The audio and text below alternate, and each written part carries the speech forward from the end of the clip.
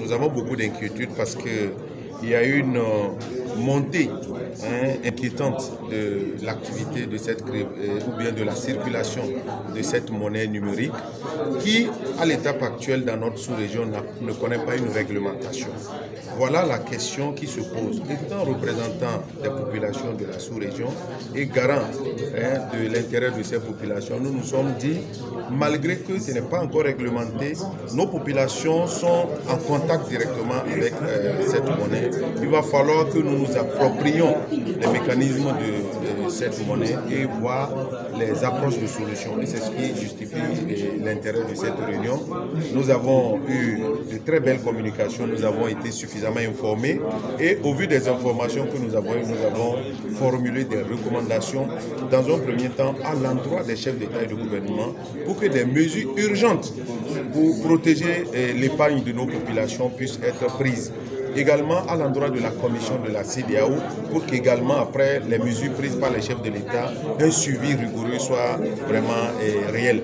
Et après au niveau nous-mêmes du Parlement de la CEDEAO et au-delà au niveau de nos parlements nationaux que nous puissions vraiment pencher sur la question dans un premier temps pour sensibiliser suffisamment les populations sur les avantages et les inconvénients de cette monnaie numérique qui aujourd'hui, on peut le dire, ne connaît pas une banque centrale qui fait la régulation.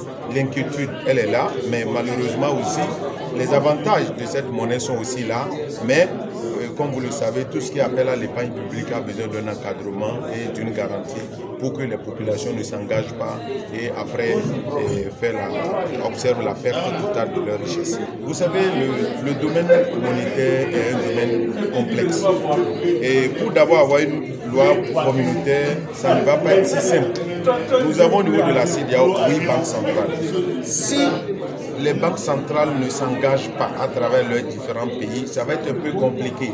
Mais la conférence des chefs de l'État et du gouvernement de la CEDEAO amènera chaque État à s'engager et comme ça facilitera le contrôle au niveau des banques centrales, des 8 différentes banques centrales.